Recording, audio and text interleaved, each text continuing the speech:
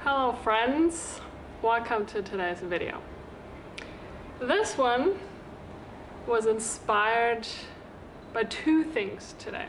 I'll tell you the stories first. So the first one is, I was on Facebook scrolling through my newsfeed and I saw a friend. It's not a very good friend, but an acquaintance, I guess. And he was having a huge rant after watching the documentary What the Health. It's all about the meat and dairy industry and how bad meat and dairy are for health and things like that. It's an amazing documentary in my eyes. And he was having a huge go at vegans. And it was very emotionally charged, what he was writing. He was attacking vegans and just it was just this huge entire rant, full on. And it triggered me for a minute. And then I understood what was happening. He was being emotionally triggered, he was being emotionally activated after having seen the documentary, after, feeling very offended as a meat eater. And I totally understand that. And yet, the topic of this video today is when we are emotionally triggered or activated, what do we do with that? So some people choose to go out on Facebook and have huge rants and posts and pointing the finger at people and blaming them and to feel better, to kind of make space for their anger, or maybe it's sadness or whatever it is, whatever the feeling is. But you notice when you point your finger at someone that there's always 3 fingers pointing back at you? Yeah. Another thing that happened today, it's been happening for a while, but today I had a big epiphany, I shall say, inside of me. So there's this woman in my life that we still have some sort of emotional connection that's quite deep. And yet there's ways we trigger each other. And the way she triggers me is that she does things or doesn't do things. I end up feeling forgotten, I end up feeling abandoned, I end up feeling not important enough, not good enough. And those for me are really deep-rooted fears. I end up feeling a lot of pain when these emotions come up. And they're always connected to, these beliefs of I'm not good enough, I'm not important enough, I'm being abandoned. Recently I've been focusing in my head mostly on her. I was like, she's doing this and she's doing that, and that's why I feel this way. And it always takes me a while to eventually come back to myself. And I had it this morning after waking up, and then I meditated, and finally I just went inside, Instead of just feeling the pain and rejecting the pain, rejecting her, rejecting what I was feeling, what was coming up, because it was so uncomfortable. I was embracing them. I was embracing my fears of not being important enough. I was embracing all the shame that I feel around abandonment and feeling forgotten. I don't know if some of you can relate, maybe. And I finally went inside and just gave him love, all these feelings. I gave a lot of love to my inner child. I just sat with these feelings and gave him a lot of space without judging them. I'm really good at rejecting and making myself feel bad about the way I feel. The longer I sat with them in meditation, and I cried a few tears, but eventually they went away. Or they just kind of went into this peaceful lake of just being, and there was no more pain. It was quite nice. And so I realized that, I've been focusing on her the entire time. I was being emotionally triggered, and yet only when I embraced myself and all these emotions and my inner child, I realized she was just showing me something. She was just she keeps on giving me wonderful opportunities to heal myself. It's hard, especially when you feel pain, especially when you feel, rejected or abandoned, not good enough, to feel gratitude, but it's slowly coming now that it's afternoon. So when we are emotionally triggered, let it be sadness, let it be anger, let it be jealousy, fear, all these feelings that come up, we usually end up thinking that someone else made us feel this way, right? We try to blame our outside circumstances, let it be another person, our surroundings, our situation. We blame all of that because it's so much easier. But in the end, it's actually making it so much harder to deal with what's happening inside of us.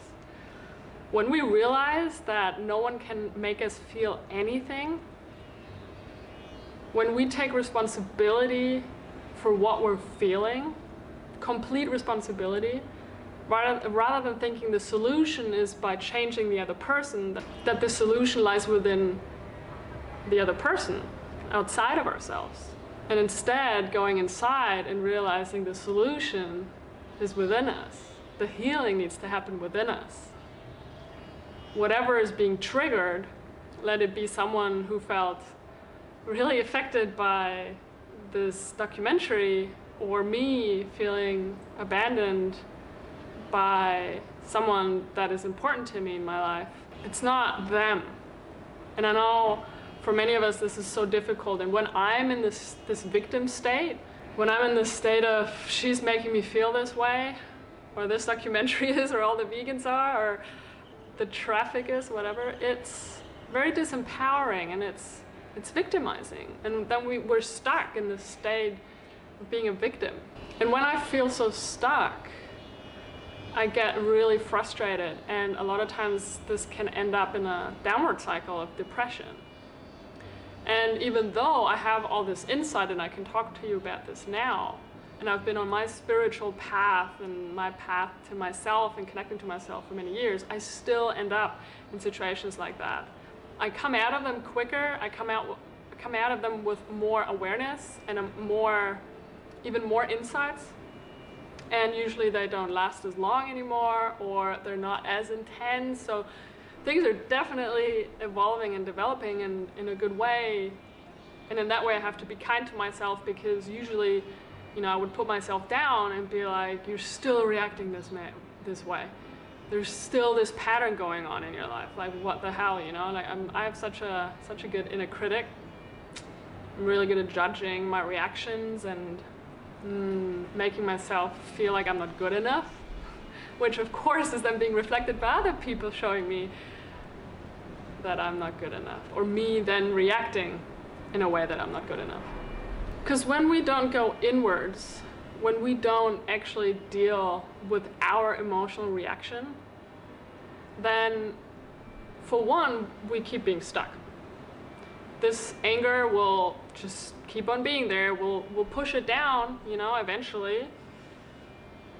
And it'll be stored somewhere in our bodies. And then, there will be more situations like that will come up, causing us pain or causing conflict. And so my learning is, throughout my life, that what we resist persists. Meaning, if we just push it down, if we reject what keeps coming back to us, what keeps showing us, what people mirror to us, what situations mirror to us, what we keep drawing into our lives, it'll just keep happening and happening. It will come back in many different ways. It will persist. It will knock on our door over and over again until we figure it out, until we heal that part of ourselves that we rejected, that part that's sad in us, that part that's angry, that inner child, that maybe 5-year-old or 3-year-old or 7-year-old or 15-year-old, whatever, that feels that way.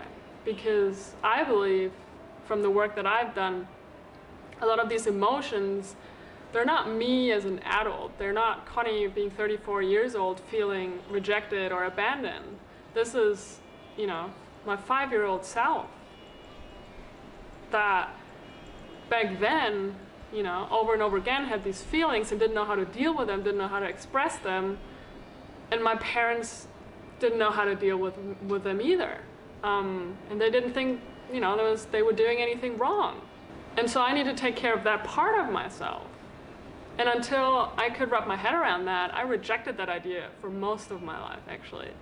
Therapy and all these things, you know, going back to your childhood and figuring all that shit out there and inner child work. Like, I had such a hard time, but it's been so life-changing and transforming and so important on my personal path. Meditation has helped a lot as well. Like, I don't need to post these sort of rants on Facebook anymore. I used to do that too, you know, years ago. I don't need to write angry letters anymore, or angry WhatsApps to, you know, partners or ex-girlfriends or whatever. I know that between a trigger and me reacting, there's a gap. And that gap widens the more you meditate, the more you do yoga, where you can actually have the space to decide how you're gonna react, rather than just be in automation mode, you know, being conditioned to react a certain way when similar situations come up. Another example of not taking responsibility in an interesting way, and I'm sure this can be the case in many families. I used to have major anger issues. So does one of my brothers, and also some of my uncles, and also my grandpa had major anger issues. Instead of taking responsibility for themselves, everybody would say, oh, this is it's just part of us, you know, it's in our genes.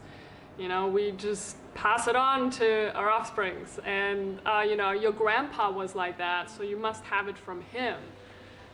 And everybody always, I remember back in the days when he was still alive, you know, people would basically make excuses for him being that way, because he was a very respected man in many ways. And he had so much power over the family with his anger. I'm still really grateful for him, rest in peace, but there was no one taking responsibility of their anger. And God forbid my grandfather didn't either, of course. I mean, you know, he was born in the early 20th century, so this was not something that was normal to do. And so all the time, people would just say, oh yeah, it's just, you know, they just minimize it. It's something that is done in many families to minimize problems, to not take them as seriously. And I was basically the first one in my family to take it very seriously, because it caused a lot of problems in my first relationship with a woman in my late 20s. And I was, because of that situation, because I had to face so much pain, I was forced to look at my anger. And I realized this is not something I inherited from my grandpa. Maybe in terms of energy, yes.